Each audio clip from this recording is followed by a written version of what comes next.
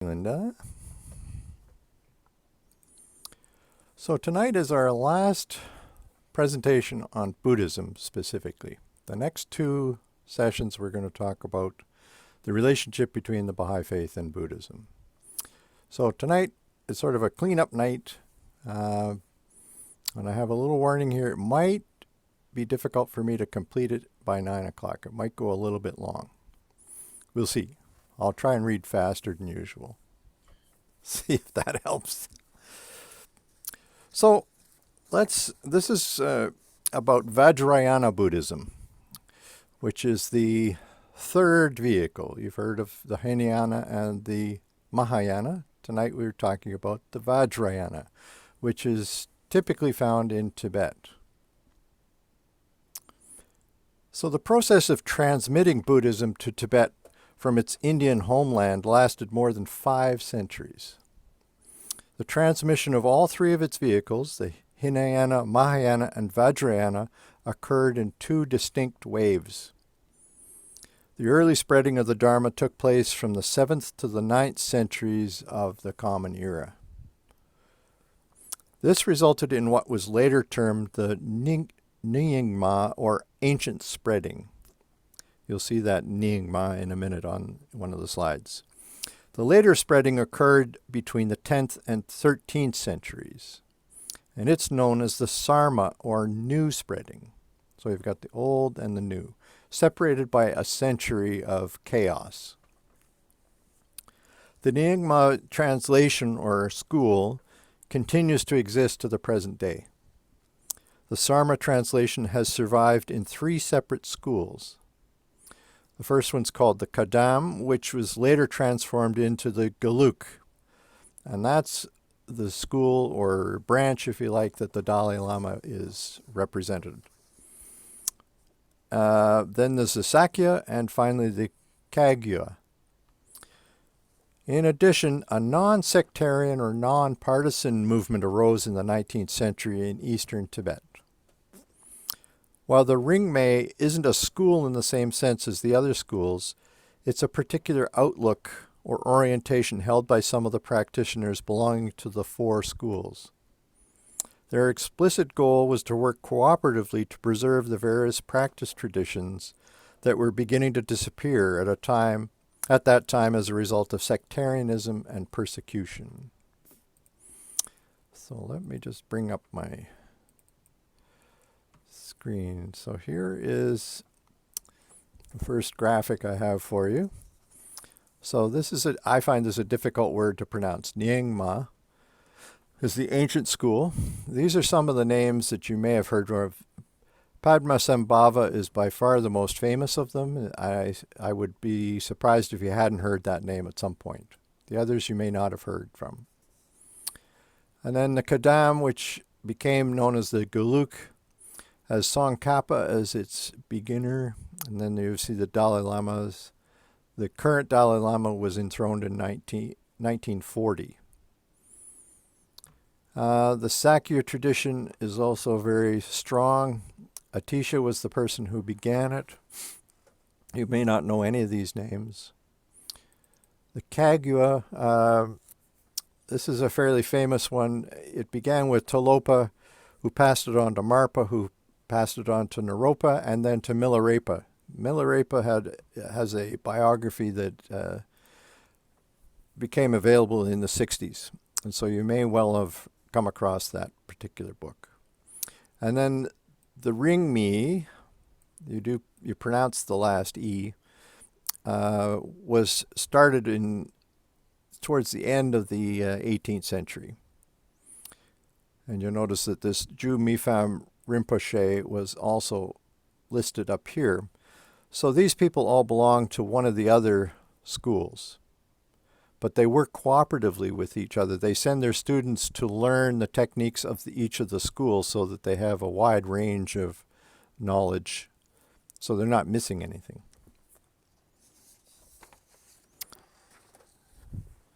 So as you can imagine, there's a veritable ocean of information available to scholars about the transmission of Buddhism to Tibet, particularly relating to the dozens of enlightened masters involved. Regrettably, we'll pass all this by as it does little to help us in our quest to understand the spiritual path identified by the most advanced form of Buddhism, the Vajrayana. However, I will say that it is curious that as soon as this 5-century process was complete, Buddhism effectively disappeared in its home country around the year 1200. Very strange.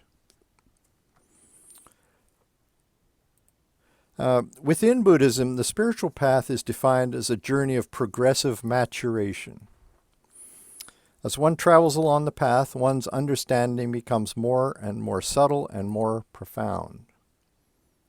Buddhist tradition has found it useful to divide the path into specific stages, for truth appears differently depending on one's degree of maturity, and a practice that works at one level may be ineffective at another. Following the practice of the late Indian tradition, Tibetan Buddhism divides the graduated journey to awakening into 3 successive yanas or vehicles. A yana is a specific and comprehensive methodology by which a person works with his or her mind at any point. In Tibet, one is first to practice the Hinayana, then the Mahayana, and finally the Vajrayana.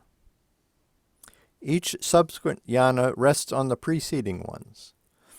The Hinayana acts as the foundation for the 2 higher yanas, while the Mahayana is understood as the necessary precondition for the practice of the Vajrayana.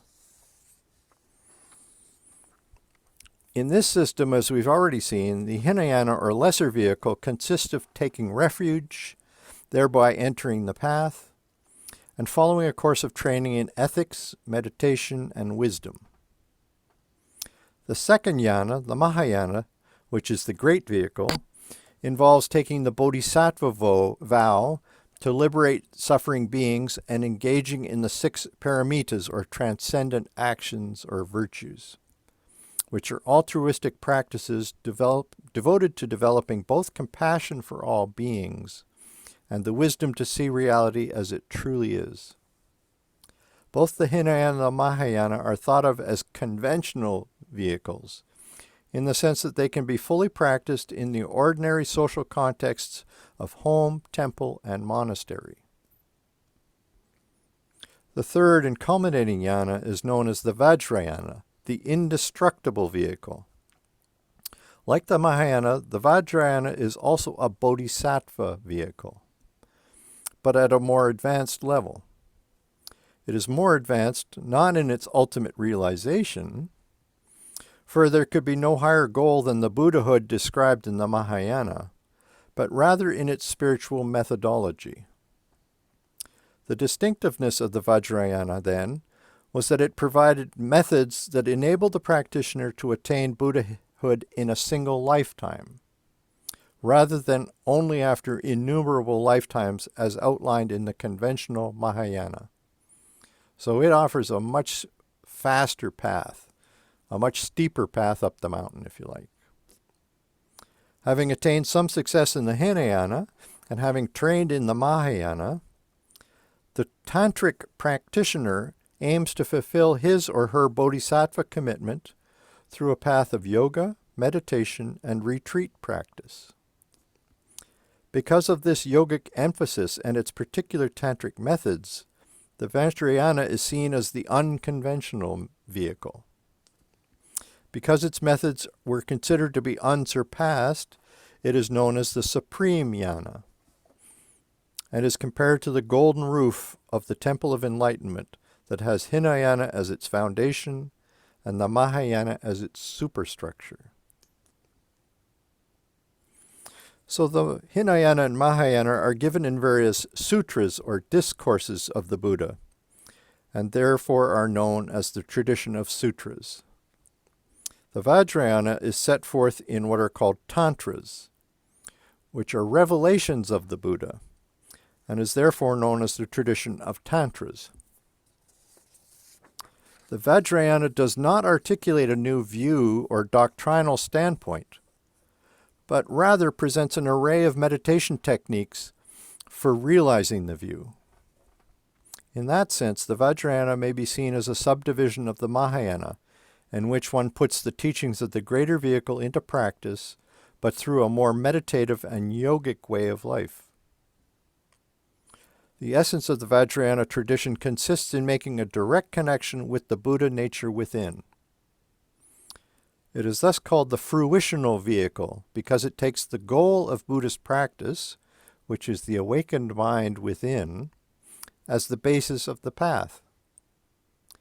This sets it in contrast with the other two yanas, which are called causal vehicles, because their practice develops the causes by which the enlightened state may eventually be contacted.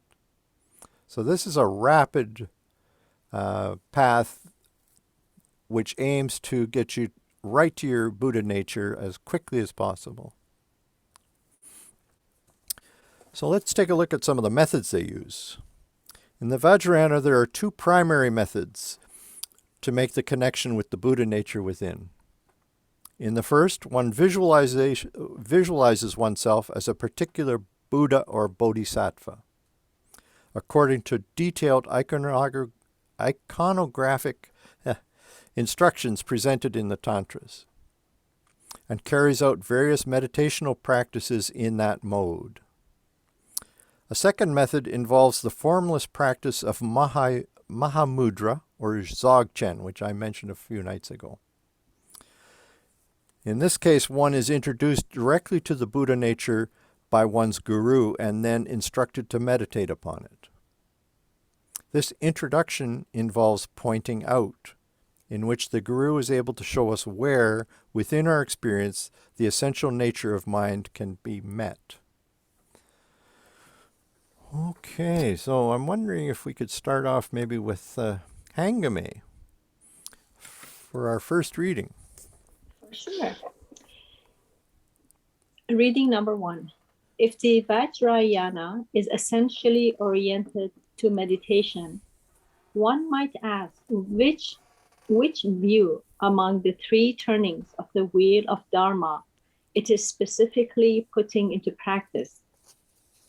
The view of Vajrayana is drawn specifically from the 2nd and 3rd turnings of the wheel of Dharma, with particular emphasis on the 3rd, containing the teachings on Buddha nature. Through visualization or through an introduction to mind's nature, then one is able to make a direct link with the awakened Buddha nature within. Okay, thank you. In fact, the sole purpose of the Vajrayana path is to train practitioners to rest in their inherent nature, so that the abundant compassion contained therein can flow forth freely to the world. The Vajrayana continues the Hinayana interest in laying bare the actual, tangible reality of our experience as human beings. But it has passed through the Mahayana fire and assumes a present reality that is empty, in the sense of impermanent. And it's beyond objectifiability and is in essence ineffable. The Vajrayana now goes a step further. It declares that once emptiness is recognized, we are by no means done with the world. Having seen that what we think about it is inapplicable, having given up on our version of how things are, we are still left with the question of what the world beyond emptiness might be like, and how we are to be in it. For although the world may be empty, it continues to appear and to operate. The Vajrayana examines the nature of this reality beyond emptiness. Moreover, this examination is done in fulfillment of the Bodhisattva vow. In spite of emptiness, one is still perhaps even more obliged to engage the world for the welfare of all beings. This leads to the tantric question: what is the world beyond emptiness actually like? The tantric vehicle is a way of finding out more about this ordinary world that we live in all its profundity and sacredness, and how it can be used to help others on their spiritual paths. So, To this point, we've discussed the three vehicles or yanas of Buddhism: Hinayana, Mahayana, and Vajrayana. But during the early spreading of Buddhism into Tibet, Nyingma masters were exposed to the full range of diversity of Indian Buddhism. All right, maybe Jennifer could read this second one for us. Owing to the tremendous diversity of Dharma, and particularly the rich tantric inheritance that had come to Tibet during the early spreading, the Nyingmas were faced with a steep challenge. How could they include and understand these various teachings in a systematic way, and to appreciate their specific places on the path to realization? In response to this need, apparently drawing on Indian prototypes, they developed a system of 9 yamas. Okay, so they ended up doing what the Baha'i Faith is doing, systematizing. Essentially what they did was to break the third vehicle, the Vajrayana, into 6 yanas, making a total of 9 altogether. So this next one is a chart with all of them listed. So I have included quotations under the main teachings and the relation to the deity from Tulku Thondup's book, Buddhist Civilization in Tibet, in order to sketch in these new stages. But unfortunately, we don't have time to delve into the nature of these yanas in this course. So in Hinayana, you start with the people who just listen to the message, really. And then at the same time, there were people who were living out in the forest who had time to practice this all the time. They were very similar in their lifestyle to Buddha before he became enlightened. And then in Mahayana, the bodhisattva became a very important concept, which is where you really start shifting the emphasis of what you're doing from your own personal growth and development to helping other people achieve enlightenment. Okay, so the 6 that we have inside the Vajrayana are grouped into 2 sections. There's the outer yanas, 3 of them, and then there are 3 inner ones. This is the first time you've probably seen this material. Kriya Yoga Yana. I'm going to allow you to just read this. I don't know if you've had a chance to do this before the class or whether you're going to do this as homework, but it's interesting to notice over here that the deity is seen as the master and the practitioner as servant, which is very similar to what's in the Baha'i Faith. Now, in this next Charya Yoga Yana, the deity is still external, but more nearly on a level with the practitioner as a friend or helper. So there's a change in the relationship between you and the deity. And then Yoga Yana is where you start beginning to see yourself as the deity yourself. And what you're doing is you're saying, okay, I have the Buddha nature inside me. So what would life look like if I was a Buddha? If I was to act like a Buddha, what would I actually do? So this is all prescribed. There are all sorts of rituals, etc., and visualizations that are prescribed for people to explore this possibility. Once you've spent time doing these, then the inner yanas are available to you gradually. Mahayoga, which is great yoga.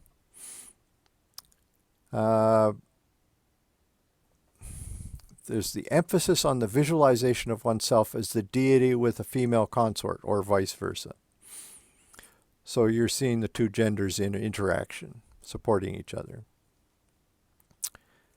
And then in this next one, number 8, Anu Yoga, the feminine principle is happening here. let me see if I can. So this is where you really start to focus on the chakra system of the subtle body from a Tibetan perspective. So the emphasis is on the perfection of bliss, clarity, and non-thought. So you become aware of the prana that's flowing through the system in your within what's in your body, but not of your body, if you like. And I suspect there are people on this call that know a great deal more about chakras than I do. So maybe some of them can pipe up and help us with this. And there are channels through which the energy flows that can be blocked, that need to be reopened, etc., etc. The drops I don't claim to understand at this point. And finally, there's this Ati Yoga, which is the 9th yana. This word non-duality is very important here. All appearances or apparent phenomena are illusions of the deluded mind. Now, we've been seeing that in Mahayana. They are false because in reality their nature is free from conceptualizations, which is where we go wrong. We're constantly thinking in terms of concepts. We're placing our ideas on top of what we're seeing in front of us. In nature, all existents are the same, and they are pure in the Dharmakaya. In practice, there is no acceptance or rejection. Rather, all existents are accepted as manifestations of the nature. So this is where you take off all the filters that ethics gives you, in the sense that you allow everything that happens in the world to become a manifestation of non-duality. Absolutely nothing is ruled out. It's all sacred.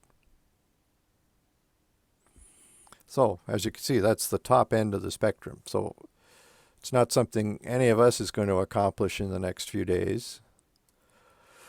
But I did want to give you the overall view of what they're talking about with these 9 yanas.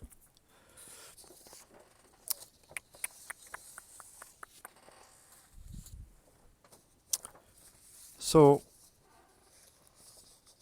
let's just switch to talking about the later spreading schools of Tibetan Buddhism, the Gelug, the Sakya, and the Kagyu.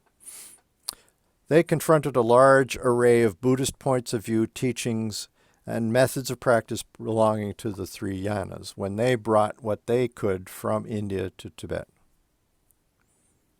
They also expanded the list of vehicles, but referred to the additional stages as the 4 Tantras. Instead of 9 yanas, they went with 4 Tantras. So maybe we'll just switch back here and let me see here. Maybe Jack could read this particular one. That's number 3.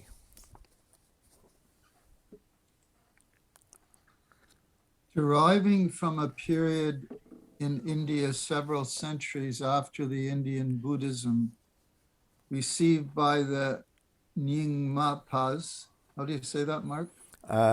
Your guess is as good as mine. Nyingmapas.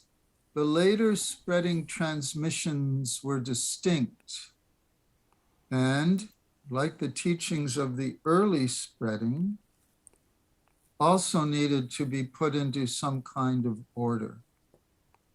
The later spreading schools, basing themselves on Indian models, developed the scheme of the 4 Tantras. Reginald Ray, Secret of the Vajra World. Okay, so I've put together a chart with the 2 systems side by side. So here's the 9 yana system over here, and now the 4 Tantras of the newer schools on this side. And you can see the first 3 are identical. And then there isn't very much to choose from, really, between the next 3. But when you get to the higher or inner Tantras, it's all grouped under this one title. And then it has 3 subheadings, if you like, which correspond to the same ones here. So for all intents and purposes, the lists are the same. And you'll notice that the realization level is called Dzogchen for the Nyingma pause and Mahamudra for the Sarma schools. But for all intents and purposes, they're almost identical. Apparently there's some small differences which we don't need to entertain here. So this is the top end of the spectrum for all Tibetan yoga, whether you call it Dzogchen or you call it Mahamudra.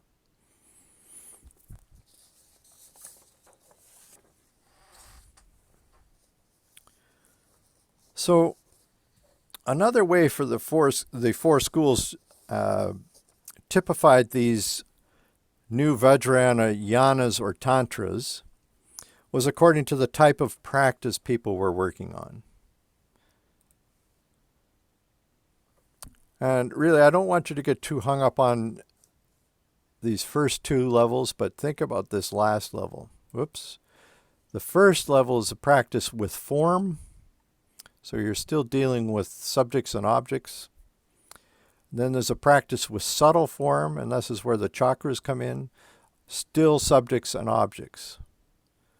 And then when we get to the final level, it's formless practice. And the top, the four here, the Mahayoga, Anuya Yoga, Atiya Yoga, these are all formless. Okay, that's all that I'm really hoping you'll see out of this. So there are three distinctive arenas of Vajrayana practice, as you can see from this first column on the left. There's the visualization of oneself as the yidam and practice of the various sadhanas, which are meditations.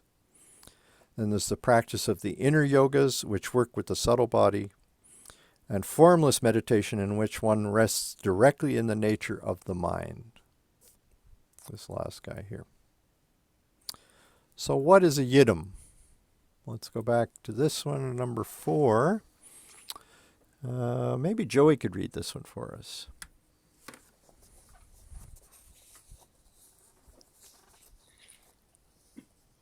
The yidam, or personal deity, is an embodiment of our own Buddha nature. Practice of the yidam enables us to connect with that nature and identify more and more fully with it. Yidams may be male, female, or male and female in close embrace. Each also manifests a particular aspect, whether peaceful, semi-wrathful, or wrathful. In the Vajrayana Buddhism, many different yidams are known. Mm-hmm. And just to finish off this thing, where we're talking about sadhanas associated with the yidam practice. These are practices given in texts of ritualized meditation, in which one visualizes oneself as a deity and meditates in that same way. So these three types of practice may be correlated with the two basic phases of meditation. So that's the development stage here and the completion stage. So the first one is the development stage, and then these two below it are the completion stage with signs, and then the one without signs associated with formless practice. So while yidam practice is particularly associated with the development stage, the other two phases of Vajrayana practice are associated with the completion stage. The inner yogas are known as Sampanakrama with signs, that is, with some subtle form. And the formless practice of resting directly in the nature of the mind is known as the Sampanakrama without signs. Okay, so these are intended just to give you a sense of some of the complexity that they've worked out in Tibetan Buddhism over the centuries. And it also gives you a sense of how multifaceted their meditational practices are. the second type of Vajrayana practice are the various practices of inner yoga. The inner yogas involve working with the subtle energetic dimension of the body. This subtle aspect of ourselves is known as the illusory body because it is not physical in the normal gross sense, but rather is energetic or psychic in nature. And so here's the list of the items that we made mention of earlier. The subtle body is configured according to various chakras or psychic centers, nadis or pathways along which energy flows, the prana or wind or the energy of one's mind, and bindu, which means seed or drop, which is the essence of mind, the point of constellation of one's awareness. Maybe we can have Bill Kelly read this one for us. Number 5. Bindu is the quintessence secreted within the body. As is said, mind consciousness rides the horse of prana on the pathways of the nadis. The bindu is mind's nourishment. Okay, thank you. So the purpose of the inner yogas is to loosen the karmic blockages in our state of being. Through our experiences over this lifetime and countless others in the Buddhist view, our energy pathways, the way we experience our energy, have literally become tied into knots.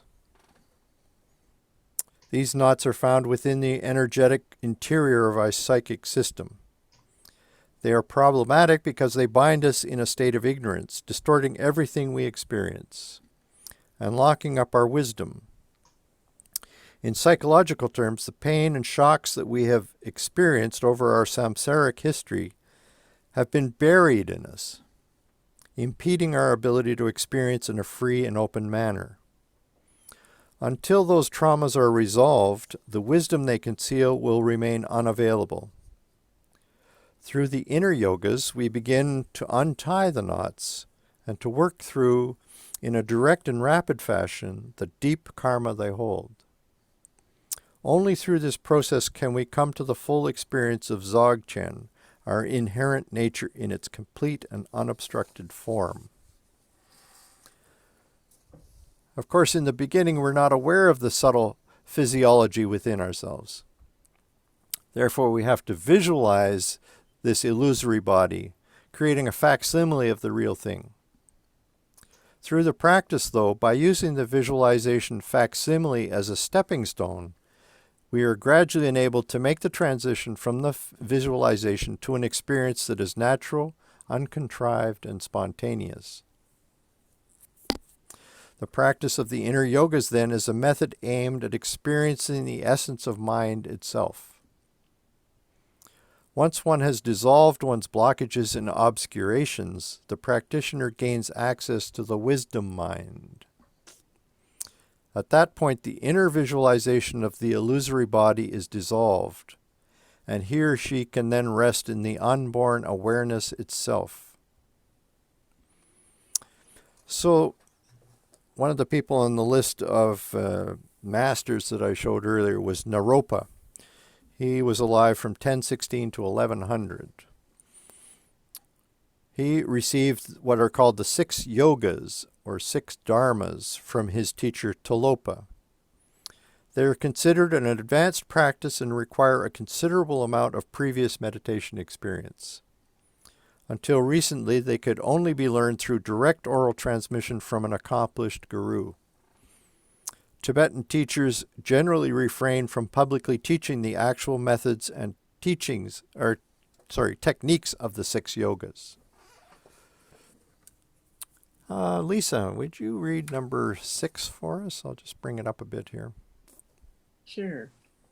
The 6 Dharmas of Naropa form a group of practices allowing one to integrate all existential situations with the path and transform them into opportunities for liberation.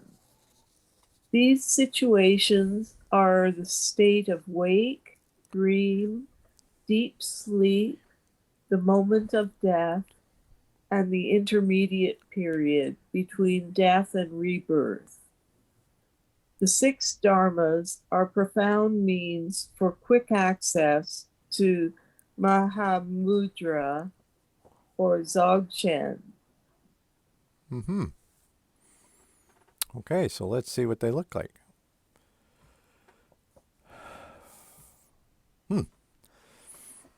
So the names that they have in English are the inner fire, the illusory form, dream, luminosity, the intermediate state, and ejection. And if you look at this last column, the state being worked with, this inner fire is actually physical warmth. We're going to talk about that in a minute. And it acts as a sort of a fundamental state for all of these next ones. Illusory form corresponds to the waking state. The dream, obviously in the dream state. Luminosity is what you experience in deep sleep. This intermediate state, or the bardo in Tibetan, is the intermediate period between death and rebirth. And ejection, or phowa, in Tibetan is the moment of death itself.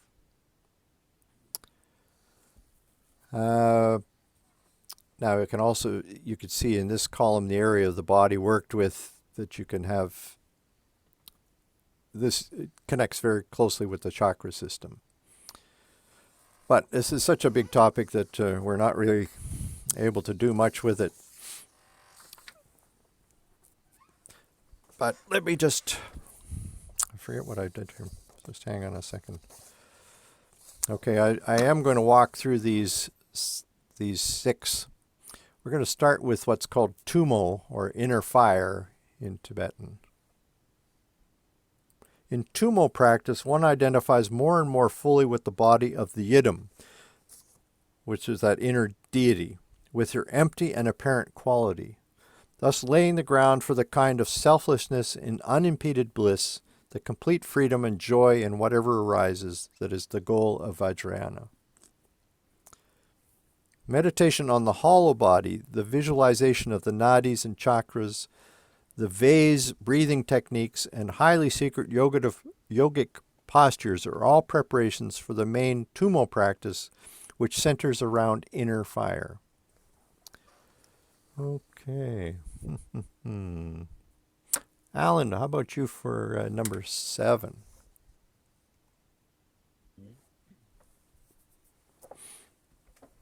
These preparations all work with the basic heat, the life force, which is our innermost nature.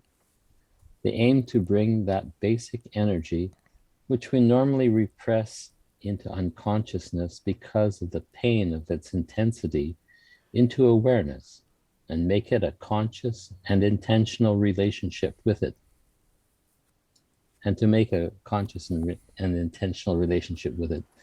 When we do so, it is seen to be nothing other than the fire of our own inherent wisdom, a fire that calls forth into awareness our ignorance, our other obscurations, and our karmic blockages, and then burns them as fuel in its intense and relentless fire. Through the practice, the body, and now we are talking about the subtle body, which is the basis of our physical egoic one, is cleansed, clarified, and rendered immaculate, an immaculate vessel. At this point, we realize that our body is nothing other than that of a yidam, and that our basic state of being is inseparable from hers. It is within such a vessel that the experience of the formless practices Mahamudra or Mahamudra. Mahamudra or Dzogchen. can most easily reach their fulfillment. Yeah. Okay.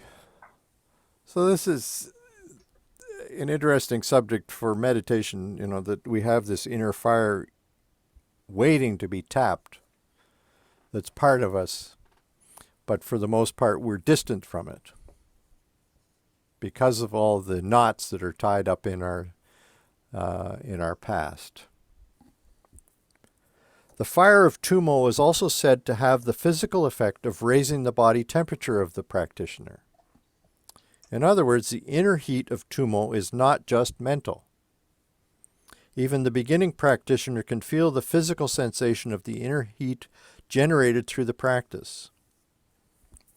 In the case of Milarepa and the other cotton-clad yogins who followed in his tradition up to the present day, living and meditating in the Himalayas, the practice of Tumo renders possible living in frigid mountain caves in the middle of winter with no heat and no other clothing than a thin cotton garment. Alexandra David Neal provides us with a vivid first-hand account. Okay, a bit of a long one here. Belinda, would you be willing to give this one a shot?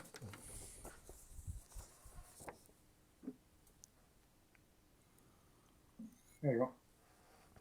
Okay, this is a long one. All right.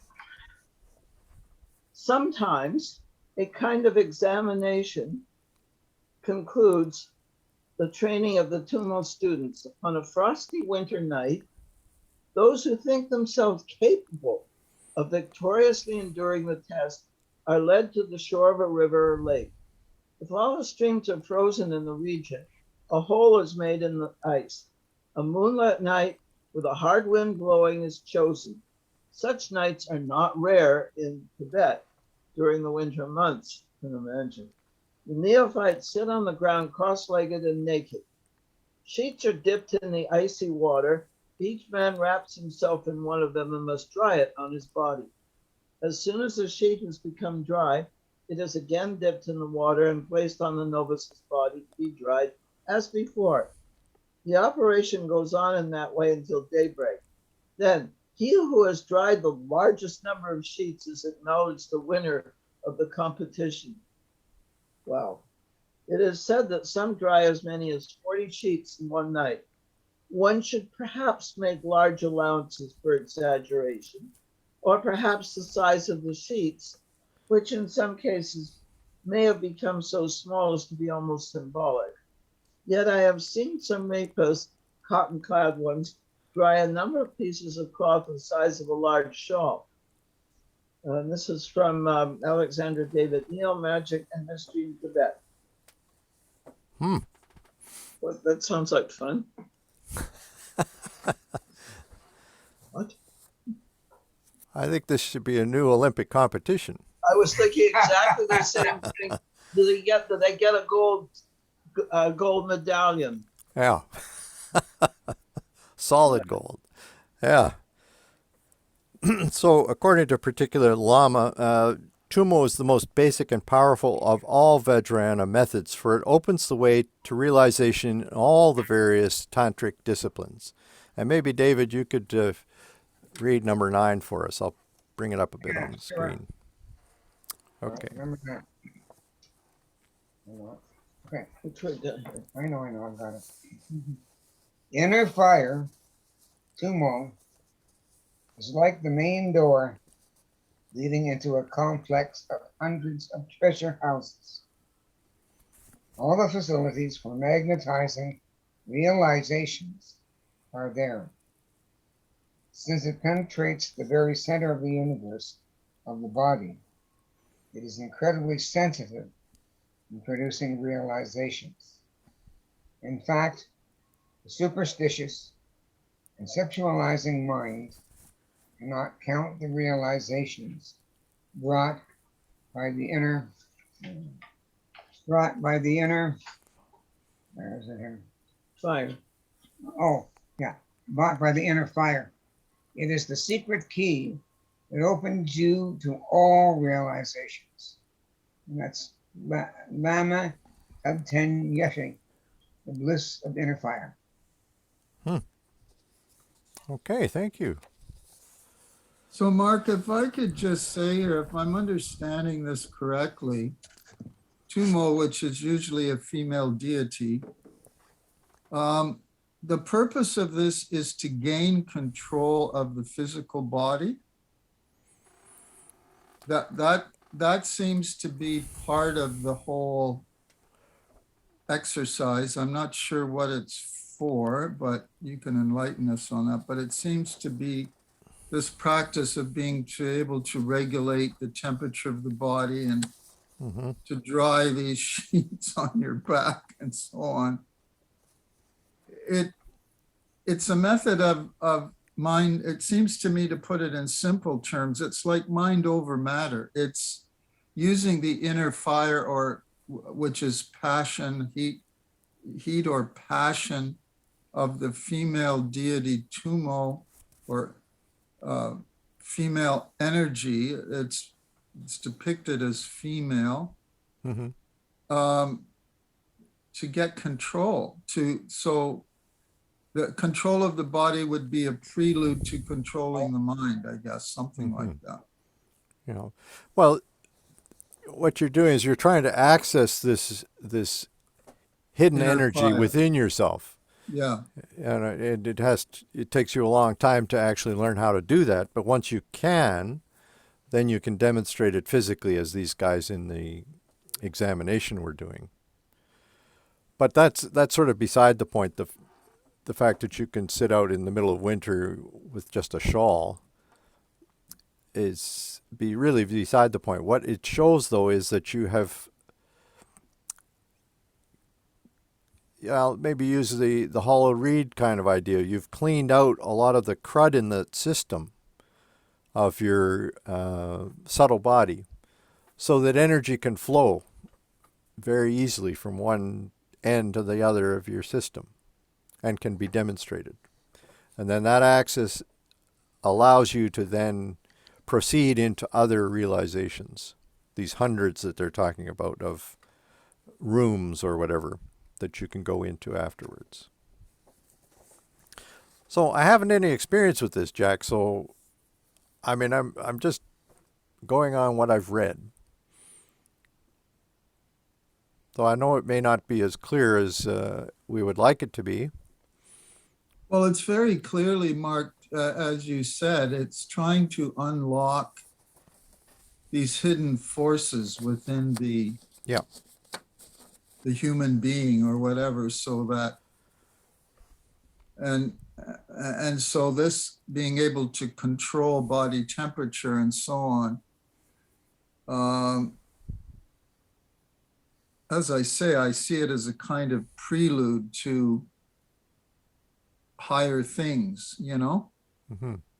I mean, it's quite astounding to us. I mean, these things they've done experiments with Buddhist monks. They know that they can do these things with their bodies. Right. That's right. But to me, I think it's just the prelude, sort of the prelude. I don't think it's an end in itself. No. If it becomes an end in itself, it's just an egotistical type of, I mean, what, you know, it's got to serve some higher purpose. Would you agree on that? I would, yes. Yeah. And so that's what I'm going to do, is walk through some of the others. I mean, we're talking about the 6 yogas here. So right now we're only focusing on the first one, which is the foundation of all these others. So it makes those become available gradually over time. So let's just see where we go from here. Now, let's look at the illusory form or illusory body, which is a state that you work in while you're physically awake. So the other 5 of the 6 yogas of Naropa base themselves on the foundation of Tumo. When one is pursuing the practice of the illusory body, for instance, one is generally advised to spend 1/3 to 1/2 of each meditation session in Tumo, only moving on to the specific yoga one is practicing when that foundation has been well established in that practice session. In the practice of the illusory body, one meditates through a variety of techniques that are provided on all conventional reality as a mere illusion, like a mirage, a dream, a shadow, a reflection of the moon on water, or as a rainbow. This practice gradually clears away the clinging, confusions, and discriminating thoughts that make things appear to be real to sentient beings. As one fellow says, the human body is then transformed into the rainbow-like illusory body of Buddhahood. Okay, let's move on to the dream yoga. Dream yoga involves working with one's waking and sleeping dreams to develop clarity and awareness, and in so doing to discover the dreamlike quality of all of our experience. One starts this yogic practice with lucid dreaming. Let me see. Leslie, I think, is on tonight. How about this one, number 10? Instructions provided for the practice of dream allow us first to recognize during the dream itself that we are actually in the process of dreaming, and to become conscious that anything appearing in the dream is only the dynamics of mind lacking physical reality. From there, the practitioner can increase control of the dream by voluntarily creating phenomena in the dream, multiplying them, or traveling within the dream. For example, the practitioner can go to pure lands like the land of bliss, meet Buddhas, or produce all kinds of miracles. Those who obtain perfect mastery of the dream can enlarge it to the waking world, recognizing that the waking state is not fundamentally different from the dream state, gives them the capacity to create miracles. Okay. Thank you.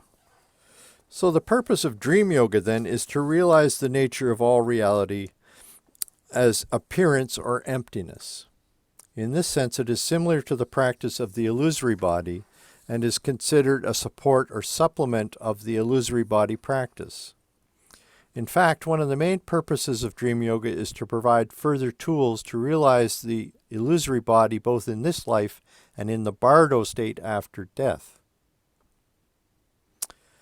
So let's go on to the next one here. We're going to talk about luminosity or clarity. And it's associated with deep sleep. The practice of clear light is closely related to that of dream yoga. In this case, consciousness is extended into deep sleep. Let me see. How about Margaret? Number 11. When we fall into deep sleep without dreams, we are in total darkness with no consciousness of what happens. The practice of the clear light allows that during deep sleep, either at the moment when one has just fallen asleep or in the periods alternating with dreams, ignorance is replaced by knowledge and the mind dwells in a state of openness and clarity. From Kalu Rinpoche, Secret Buddhism. So through the clear light practice, the practitioner comes to realize the openness and transparency of all existence. Usually we feel that there is light and there are shadows. There is the real and the unreal. There is truth and there is falsehood. Through the practice of clear light, however, one sees that every experience has its own particular clarity, integrity, and finality. Shadows have as much beingness as light. The experience of unreality is as vivid and real as the experience of supposed reality. Okay. How about Zilda? Number 12. Luminosity, also in Tibetan, is all-pervading luminosity. There is nothing at all that is regarded as a dark corner, an area of mystery anymore. The whole thing is seen as open, brilliant, as things as they really are. There are no mysterious corners left.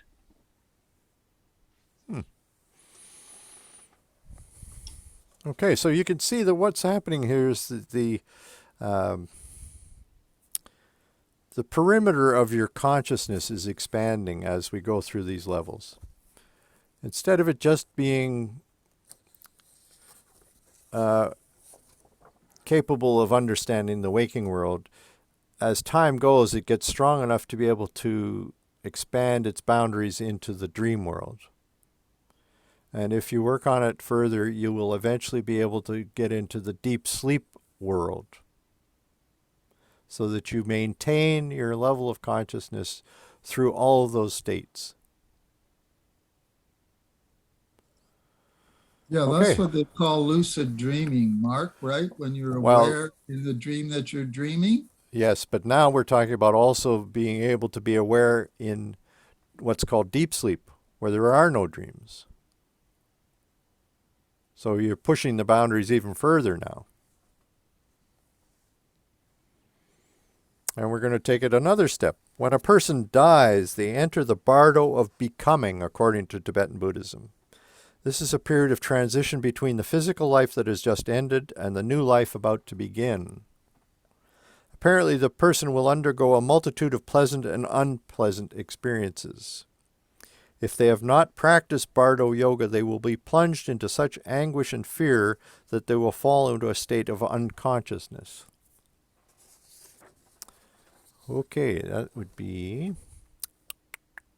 How about Eva? Or number 13. I'll bring it up a bit here. The person who has practiced the instructions contained in the Dharma of the Bardo immediately recognizes being in the Bardo, and from then and applies the methods allowing him or her to be completely liberated. Even if this person cannot apply the methods, the capacity is present to freely move in the Bardo and to go to the land of bliss or to another land. Instructions of the Bardo open up many possibilities. Thank you. And so this is alluding to the Tibetan Book of the Dead, which probably all of you have looked at, if not read from cover to cover, at some point in your earlier lifetime, just judging from when it was made available. And this is a tough sell for a Westerner. Even for a Baha'i, I don't know whether they would be open to considering these possibilities. To my mind, it's something that I'm going to set aside until my consciousness grows enough to be able to handle it. If it ever does. So I don't feel like I can rule it out as crazy. I just have to say I have no experience of this. It may be true, it may not be true. Let's deal with it when we get there. And then finally, this last yoga is phowa, ejection at the moment of death. The yoga of ejection is a technique designed to be used at the moment of death. It allows one to leave the 6 realms of samsara and go to a land of pure manifestation, such as the land of bliss. The person who knows how to apply this technique can go where he or she wants by directing his or her thought at the right moment to one of the pure lands. The 6th yoga enables your consciousness to step outside your body when the time comes. This means setting aside your desires for possessions and entertainment. You can remove any and all form of clinging whenever you choose, while you're still alive. I like this particular number 14. It's a nice one. Linda Russell. Reading number 14. You can step out in the middle of your meal. Before you finish your sentence, you can step out. You don't have to finish your pun or to finish your dessert. You have to leave things behind, which can be very scary and very unsatisfying. This is a good message. How detached are we really? Not very. Can we do any of these things if we were called upon? How ready are we to face death? Such is the degree of detachment attained by ejection yoga. So now I want to talk about Dzogchen. So we were here on this chart. Dzogchen is the ultimate state for the 9 Yanas of the Nyingma ancient school, but it's virtually the same as Mahamudra in the 4 Tantra system of the Sarmas. Dzogchen is not simply a teaching, nor another philosophy, nor an elaborate system, nor a seductive clutch of techniques. Dzogchen is a state of consciousness, the primordial state. That state of total awakening that is the heart essence of all the Buddhas and all spiritual paths, and the summit of an individual's spiritual evolution. Okay, let's see what we've got here. How about Marie? Number 15. Reading 15. Dzogchen is often translated as great perfection. I prefer to leave it untranslated, for great perfection carries a sense of a perfectness we have to strive to attain, a goal that lies at the end of a long and grueling journey. Nothing could be further from the true meaning of Dzogchen, the already self-perfected state of our primordial nature, which needs no perfecting, for it has always been perfect from the very beginning, just like the sky. Sogyal Rinpoche, the Tibetan Book of Living and Dying. Thank you. So we've now reached the very pinnacle of Buddhism. Having made the long journey through Hinayana, Mahayana, and some of Vajrayana, I must admit that I do not yet feel comfortable enough with Dzogchen's rarefied teachings and practices to attempt to explain them here. I have assembled a number of high-quality resources to assist me in the future, but whatever I'm able to learn will have to wait for a future course, or maybe not a course at all. Before we conclude our classes on Buddhism, I thought I would briefly mention 3 aspects of Dzogchen that I find worthy of further study. The first is the practice of Trekcho. This Tibetan term means cutting through delusion with fierce, direct thoroughness. This is accomplished by the irresistible force of something called Rigpa. This is a primordial, pure, pristine awareness that is at once intelligent, cognizant, radiant, and always awake. It could be said to be the knowledge of knowledge itself. Through the use of Rigpa, delusion is cut through like a knife cleaving through butter, or a karate expert demolishing a pile of bricks. The whole fantastical edifice of delusion collapses, as if you were blasting away its cornerstone. Delusion is cut through, and the primordial purity and natural simplicity of the nature of mind is laid bare. Now, only when you've made a thorough grounding in the practice of Trekcho will you be introduced to the advanced practice of Thogal. This Tibetan word means passing over the summit. The Thogal practitioner works directly with the clear light that dwells naturally, spontaneously present within all phenomenon, using specific and exceptionally powerful exercises to reveal it within himself or herself. Thogal has a quality of instantaneousness, of immediate realization. Instead of traveling over a range of mountains to reach a distant peak, the Thogal approach would be to leap there in one bound. The effect of Thogal is to enable a person to actualize all the different aspects of enlightenment within themselves in one lifetime. Therefore, it is regarded as the extraordinary, unique method of Dzogchen. Whereas Trekcho is its wisdom, Thogal is its skillful means. It requires enormous discipline and is generally practiced in a retreat environment. The practice of Thogal is typically carried out in strict seclusion, In the 7-week Bardo retreat known as Yangti, which means beyond Ati, in other words, beyond the 9th Yana, Ati Yoga.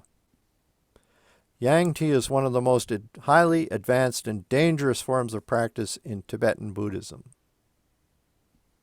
In the Bardo retreat, one follows a course of meditation that simulates the experiences of death and the after-death state. The retreat is carried out in complete darkness. Only those sufficiently well prepared, both physically and mentally, are authorized to carry out the retreat.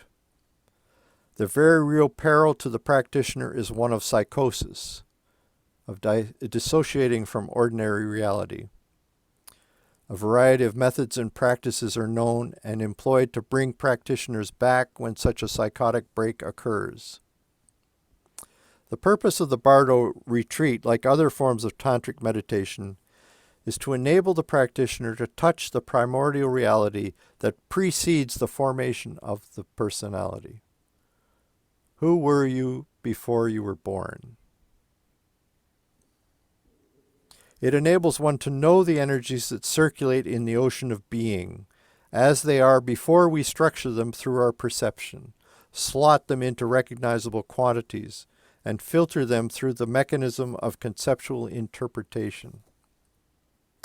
Moreover, one not only touches these energies and knows them, but much more profoundly recognizes them as the ultimate truth of one's own being and existence. This is, of course, a reality that is utterly free of any notion or movement of I or ego.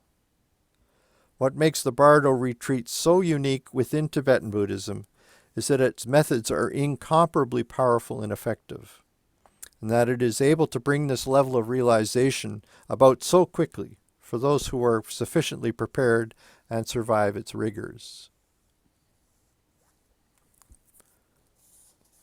So, the ultimate fruition of the practice of Thogal is the attainment of the rainbow body, a body of pure energy. When a realized Dzogchen practitioner is about to die, his or her physical body gradually dissolves into light.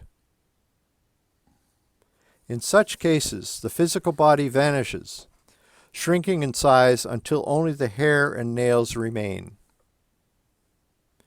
Each element of the body, earth, water, fire, air, and space, dissolves into the corresponding energy or colored light from which it originally arose.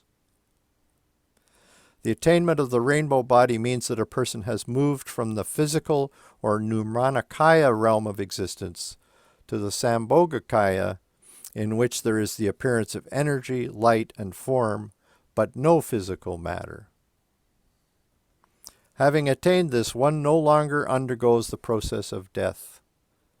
This attainment of the rainbow body is typically accompanied by strange phenomena of lights and rainbows, marking the non-physical state in which the practitioner is moving. There have apparently been many occurrences of this phenomenon in historical and modern times. So I'd like to end my presentation of Buddhism with a recent case told by Tulku Urgyen. It took place in his guru's mother's household. Oh my goodness.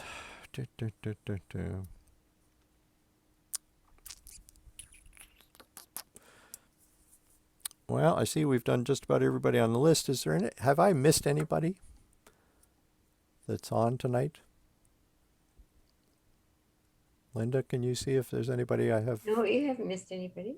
Okay. Well, why don't we have Lisa read the first half of this incredible story. Okay.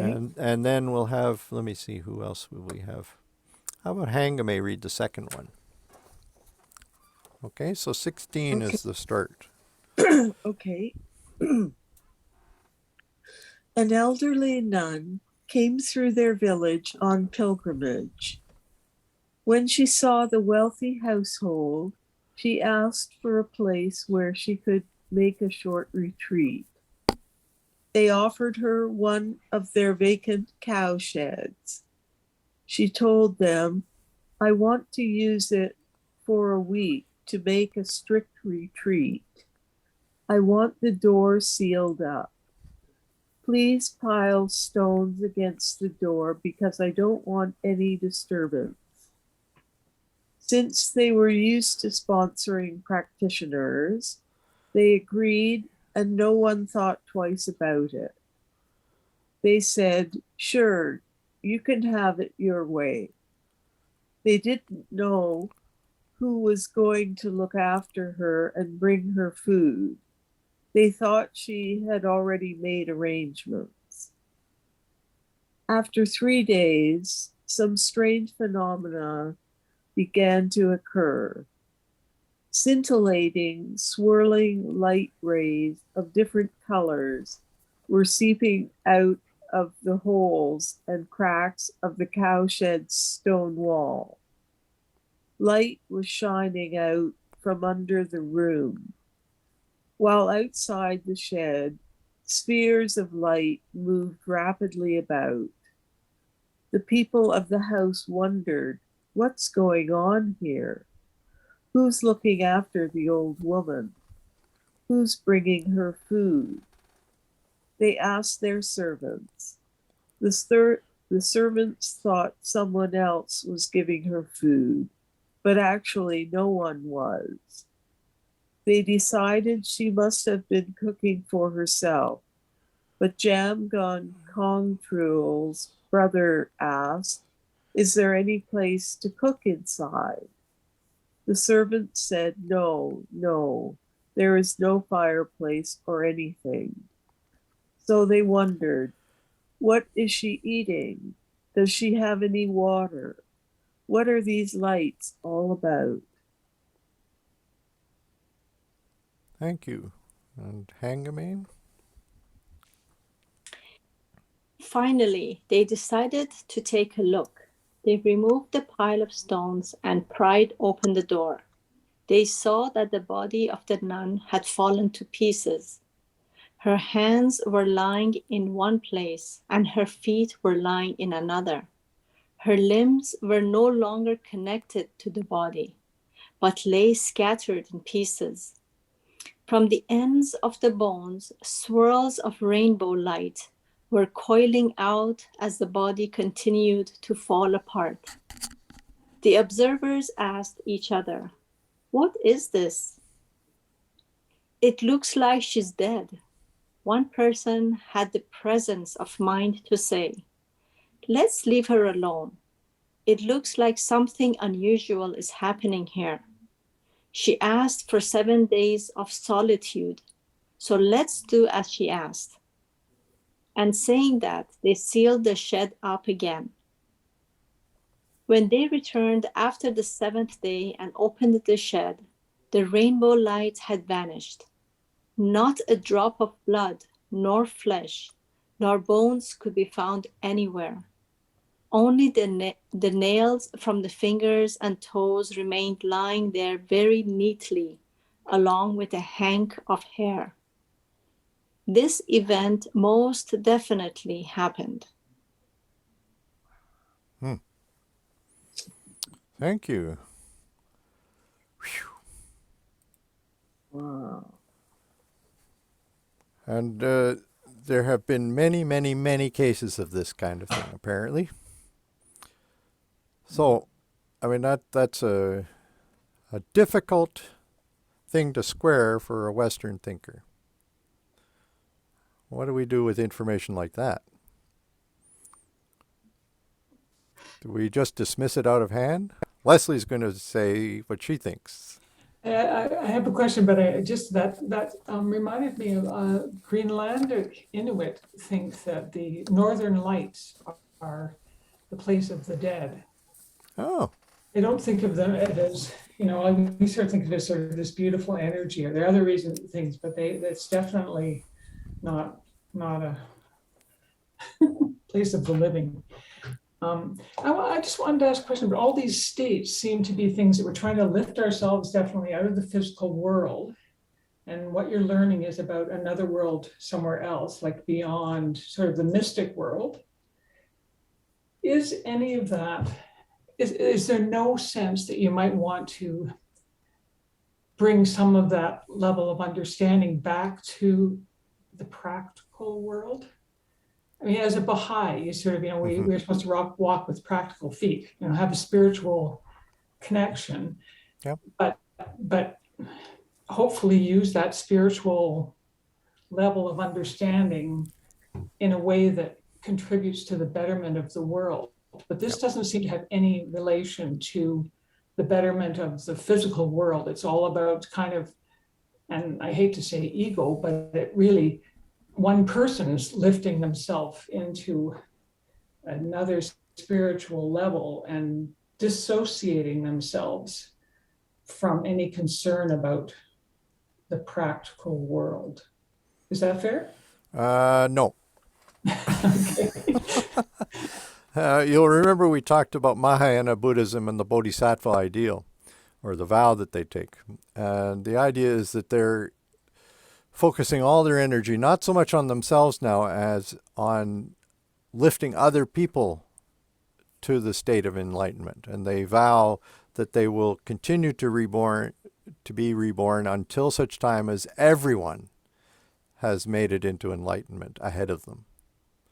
So there's a very practical implication of everything they're doing from that moment on. When you get to Dzogchen, the point I was trying to make was that nothing in physical reality is considered to be outside the realm of spiritual development. Every single event that happens has to be understood as sacred. Everything. So what you're doing is, any state that you've attained, you're bringing back whatever you have with you into the day-to-day reality around you and interacting with people. And hopefully lifting them up with the compassion and the love and the energy that you have accessed through your own meditational practice. Any insights you've gained, you can share with people around you. So it's an interactive system all the time.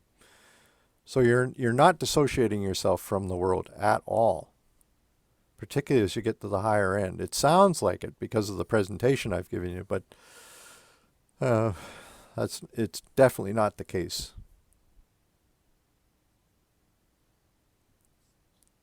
But Mark, how much of this is spread among the Buddhist laity? I've made this point before, and you said I was off on that this is basically monastic practice, because they've spent so many centuries specializing in these development of these inner states. How much of this is spread to the actual Buddhist laity? All of it. All of it is available to them, depending on how they choose to live their lives. But you can still be a banker, you can still be a merchant, or whatever it happens to be, and continue to have a meditational practice and to gradually evolve through these stages. But I see Leslie's point there. I mean, do they have a practical means for, if you like, rebuilding? Like you've said that their compassion, the compassion of the Bodhisattva is to teach others how to liberate themselves. Okay, I understand that. That's a great thing in itself. But that's as far as Buddhism goes, as far as I know. Like when I was listening to Chin Nhat, how do you pronounce his name? He just died, Chin Nhat Hanh. And I'm not trying to minimize the importance of it, because so many people in the Western world, we're all suffering from our traumas and our inadequacies and all the things we suffer from psychologically in this crazy, as Shoghi Effendi called it in a beautiful phrase, a strangely disordered world. We live in a strangely disordered world. Now, so what's the plan for regenerating, or to use the Baha'i phrase, to build the world anew? Where is the plan in Buddhism for that? Now, I'm not saying this is without value. I'm not saying that at all. It obviously it's a great value if you can liberate another soul from distress, depression, whatever. That's a great gift in itself. But the physical world,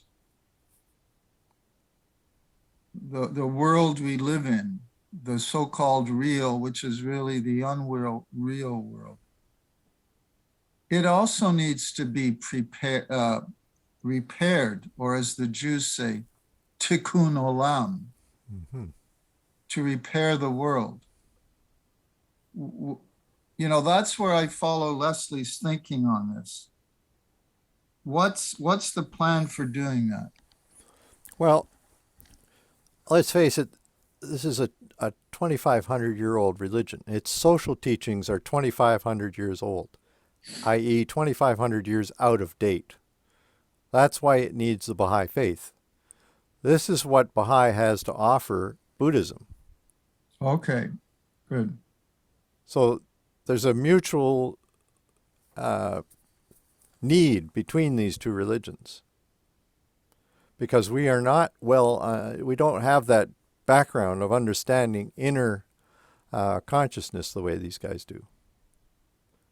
Now, maybe we'll end up not having exactly the same experiences in the inner country that they have, but they have pointed us in that direction. They have given us all kinds of techniques that we can try out, see if they work. Who knows what our actual experiences will be like? I bet they'll be similar in some ways, but we'll have new names for them. But we will also be constantly interacting with the society around us, trying to build a better civilization, because we're Baha'is. And maybe they'll have been frustrated all this time because they don't have those social teachings. Maybe this will be just what they need to deepen their own faith. Right. It's the Baha'i teaching of uniting the East and the West. They will give us something, we will give them something. That's it.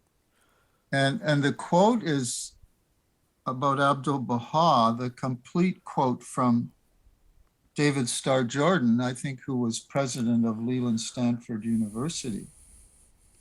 When he saw Abdu'l-Baha and heard him speak, he said, Abdu'l-Baha will surely unite the East and the West because he walks the mystical path with practical feet. Mm-hmm. So there, you get the nice balance right there, right? Exactly right.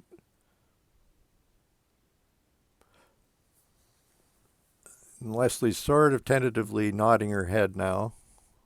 She's not totally buying it, but...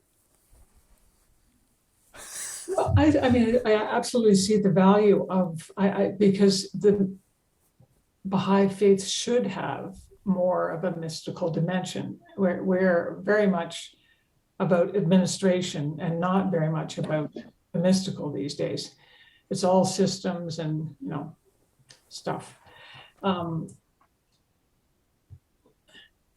But yeah, I just, these seem to be Leslie, techniques to lift us above what's here. That's all. It's supposed to be about community building, not administration. I know, but this seems to be heavily layered with administration. Yeah, it can happen. And Shoghi Effendi warned the Baha'is to be on guard against that. Yeah, especially North America, because we're so good at it. Okay, David, you have a point to raise? I don't know. But,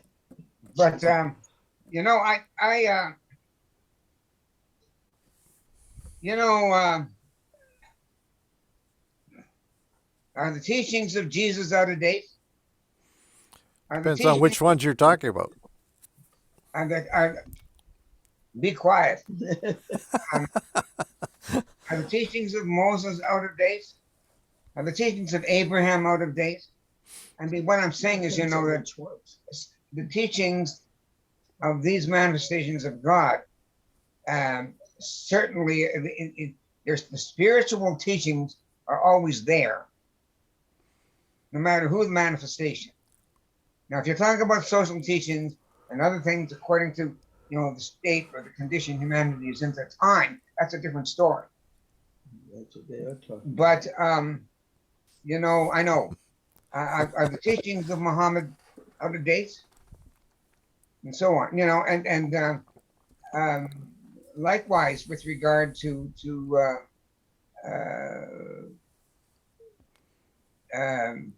Siddhartha Gautama, Krishna, and so on, their teachings out of date, you know. yes. Yeah, but spiritually, it's a different thing. Yeah. You know, so I'm just trying to make this point. And Abdul Baha, I believe, said that the teachings of the East are different from ours, of the West. In some ways, they were more advanced. Mm-hmm. So, you know, I myself do not regard the teachings of the Buddha and what followed, you know, the whole thing about the true reality of being, of ourselves and of the whole universe. I don't think of any of this stuff as being out of date. And, you know, in fact, I feel that this is something that we have to grow into. Mm-hmm. And, you know, oh, well, if you want, for example, if you want to, in the West, if you want to, you know more about the Baha'i faith, you must become cognizant of the Quran. Okay, we should study the Quran. We should also, of course, study the teachings of the Bab, for that matter. And so you know, I find that actually, in this sense, even though we are here and they are there, whatever, to make distinctions, not of a material nature with regard to where humanity is at any given, you know, level and time, that all of this is all part of the same thing. Mm-hmm. And I don't think we should make any divisions this way at all. And when it comes to the Baha'i faith, well, I regard the Baha'i faith as being in terms of its spiritual teachings, you know, of which I have very little understanding, really, as being very much how can I say, I can't get the word out, of all the religions of the world. Summation. All the religions of the Summation. world. Yeah, summation or whatever you want to call it. Yeah, of all of them. I mean, what did Baha'u'llah say? What did Muhammad say? I am all, you know, I'm all the prophets. I'm all the messengers, you know. And Baha'u'llah says the same thing. If you deny one of them, you deny them all. Yeah. So it's interesting, David, that you're leading very nicely into next week's topic, which is really going to take a close look at what the relationship should be, according to Shoghi Effendi particularly, between Baha'i and all previous religions and all Right. future religions. We're Right. going to really look at some of the key quotes on that subject. I think you'll find it quite illuminating. Okay, Good. good. So now, Joey, did you not have your hand up there a second ago? Yes, I did, but Yeah. I can let it go till next week. No, please try it tonight. Okay. When I look at the faith and the concept of transforming the world as we have it, just my feelings is that can't possibly happen without the spiritual and mystical transformation of ourselves and our capacity to carry that to other people. So I think the development of ourselves as a spiritual being, as what I understand partly in Buddhism, is really the foundation that we step from into the transformation of the larger world. Mm-hmm. I like that. And it's interesting when you start to look at what is left over once you have an empty world. What you're doing is you're stepping into the timeless. Yeah. Right? Which means that you have access to all the previous religions of the world, as if they were present right in front of you. You can meet Muhammad, you can meet Jesus, etc. Because you've exited time. So the stuff that Buddhism is talking about, particularly in Dzogchen, is when you have some kind of sense of what it is, it really stops you in your tracks. As we'll see in the final class, I'm going to talk about Baha'u'llah and one of the concepts in Buddhism that show that the two of them are very tightly connected. Anyway, so Jack, what have you got? Oh, you're muted. Well, I've just been listening carefully to these comments, and it seems to me that what the Buddha was trying to do, and of course the Buddhists for centuries have refined these techniques of the journey to the inner country, as you've called it. It's a vast country. Hmm. And Joey is absolutely right, of course. We can't, and Abdul Baha was very clear about this. We can't transform the world without transforming ourselves at the same time. But I think one of the purposes of all of these spiritual teachings in their mystical dimensions, because spiritual and mystical are not always equated, is to show us, to teach mankind that there are greater worlds than the mundane physical reality we're stuck in every day. Mm-hmm. To show us the potentialities, the great potentialities of the human soul. I mean, and what's tragic is that most people never even want to look inward or think about it, and just live and die on the surface of life all their lives. But it seems to me that that's a real priceless gift that all of the messengers, and of course Baha'u'llah has restated, and maybe David, the word you were looking for was culmination. Baha'u'llah's restated all of it. And the Buddha himself, I mean, that's a great gift to mankind. when each one of these messengers come and they say, you know, look at these teachings, and if you do, and if you practice them, you will find dimensions in yourself, in your own soul, in your own being, that you did not suspect were there. That's right. And that's what Jesus meant by the new birth. I mean, think about the new birth.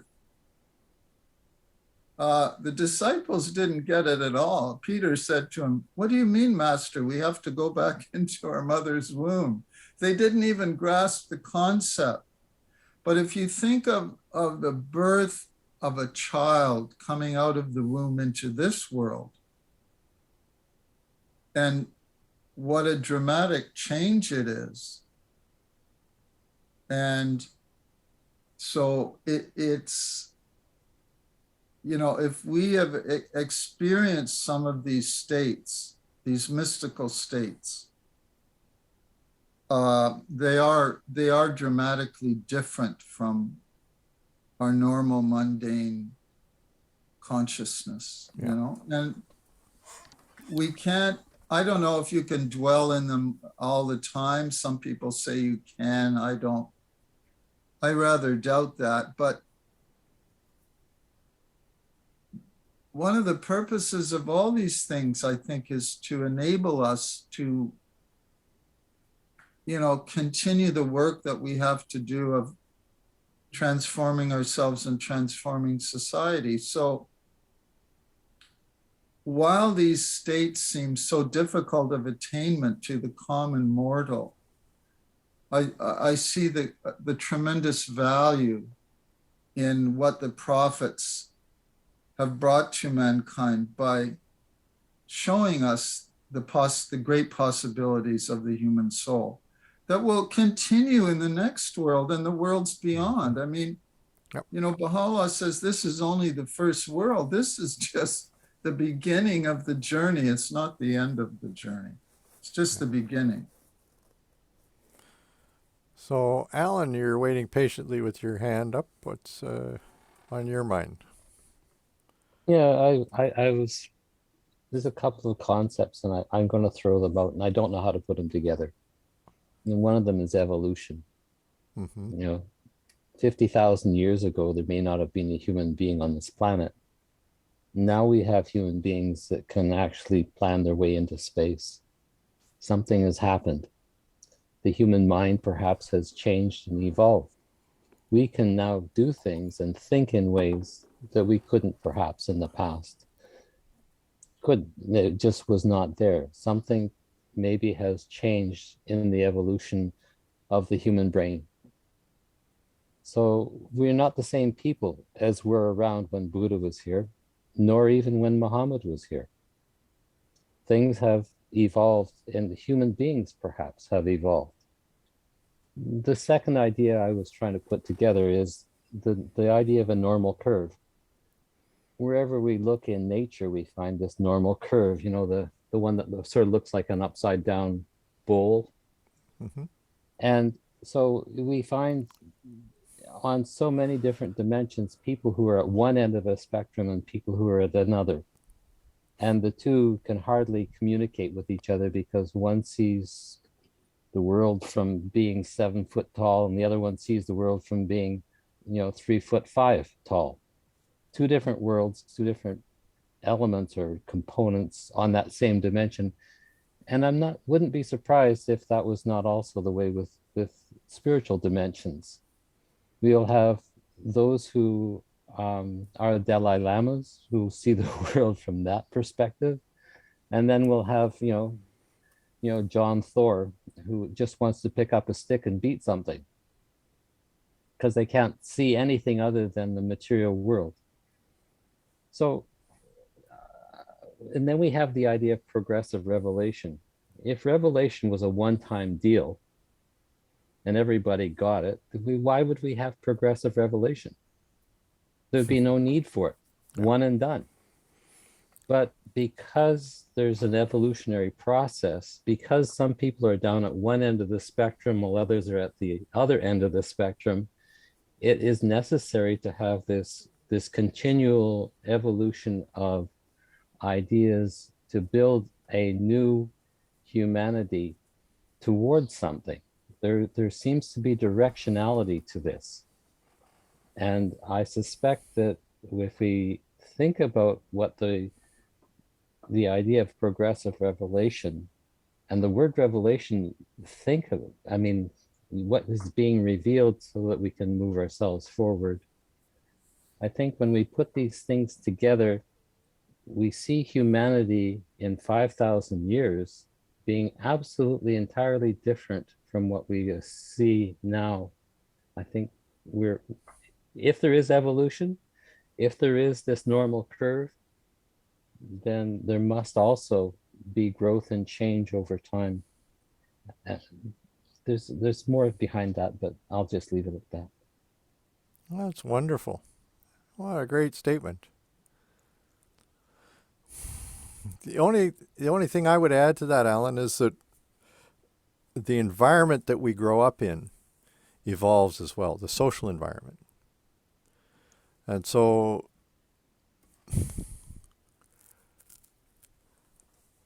I mean, Baha'u'llah made it clear that many of the teachings he brought would not have been appropriate for a previous manifestation to have brought, because the majority of people at that time were not ready for it. They wouldn't have understood it in any way. There was no chance of them growing enough to be able to understand what he was talking about. So what we're doing individually will have an impact on the society that we are embedded in, so that hopefully in 100 years there has been an evolution, so that more developed ideas and people will be more common than they are now.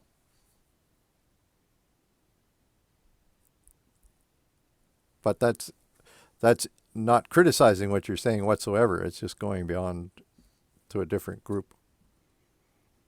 So I see first of all Belinda and then Jennifer with hands and fingers and things in front of me.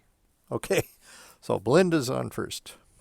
Okay, I just was going to say that we're essentially have the same brains as the people 50,000 years. And by the way, there were lots of humans around 50,000 years ago, all over the place.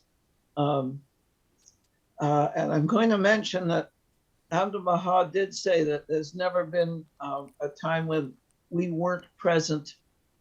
He didn't specify exactly in what form we were present, but and I've thought about that a lot and haven't quite figured that out yet, but I have a clue. What I was going to say is that we have brains of the same basic capacity, but we are standing on the shoulders of giants. 50,000 years ago or 100,000 years ago, they were inventing things with no previous model. And we're using those inventions today to step forward. So like, for instance, 120,000 years ago, people were making marks on ostrich shells. They had dreamed that up for themselves. They had no previous model of somebody making marks on something, but the people who came after them had that model. So we've built on those early steps. We built on little marks on ostrich shells to whole alphabets and so forth. We've built on collections of stones which are used to keep track of numbers to actual numbers and so forth. So yeah, that capacity always there. What we evolve is through culture and language and education. Just mentioned three aspects of what are really in many respects the same thing. That's all I wanted to say now. Okay. All right, Jennifer, you get the last word, then we're all going to go home. Okay, then maybe Oh, I shouldn't bring this up, but you know, Go ahead. I've I've just been mulling over the whole idea of reincarnation. I know that we don't, as Baha'is, believe in reincarnation, but the fact is that the same supposedly spirit keeps coming back, right, in different forms, and teaches us new things and teaches us new things, but it's the same spirit returning. Okay, we believe that. So why would not the human spirit keep returning every time there's a new revelation? Because we wouldn't be coming back to the same thing, okay, learning the same lessons. We would actually be learning new things and new ways of being together and all of that. So anyway, I was just kind of, I mean, we don't know, right? So I can't, but in a number of faiths, such as Buddhism or whatever, I mean, there is some idea of return. And to me, in some ways, it just makes some sort of sense, not coming back to the same thing, but, maybe evolving with each manifestation. Anyway. Who wants to take that one on? I mean, we don't know, right? But it just started me thinking that, and I don't know. Anybody have any other ideas? Well, the one thing that makes me pause when I consider the subject of reincarnation is examples like the Dalai Lama and how he shows up again after he dies. So a child will be found somewhere, usually in Tibet, but that will have to change now. Who knows? They can be presented with a row of staffs, 60 or 70 staffs, and they'll walk over and pick out the one that the previous Dalai Lama owned. They'll say hello to the people that the Dalai Lama knew. They're 3 years old. So that's where I really shake my head and say, okay, what is really going on here? And there are many tulkus, as they call them. These are people who have reincarnated from a previous person. They know all about the history. They know all about the teachings that they learned. They're teaching classes at 8 years old to adults. Okay, what the heck is going on here? I don't have an explanation for you. I think Abdu'l-Baha said it's just not reincarnation in terms of the way we think of it, or something like that. Anyway, I just wondered if the human spirit shouldn't, have an opportunity. I mean, I used to think in terms of Christianity, well, why would people believe it only happened once in the world? Because what about all the people who came ahead of time and didn't have the opportunity to know Christ's message, and then the people after? And it just didn't seem right to me. So progressive revelation made way more sense. Mm-hmm. But it's the same type of thing. What about the humans back then who didn't have the opportunity to know what Christ said or Mohammed said or Baha'u'llah said or whatever? Does it not make sense that they should have the opportunity to develop one spirit, okay, as each manifestation gives us more information and guidance? Anyway. My sense is that the next world will offer that to people who didn't have a chance here. But why not have it here? I don't know. I don't understand. I don't know. It sounds good to me. Well, on that profound note of dissatisfaction, why don't we call tonight a night? Thank you for hanging in there a long time tonight. I promise the next one won't be as long. And it'll be more up your alley. There'll be more about the Baha'i faith in it. Okay? So take care of yourselves. We'll see you in a week. Bye. Thank you very much.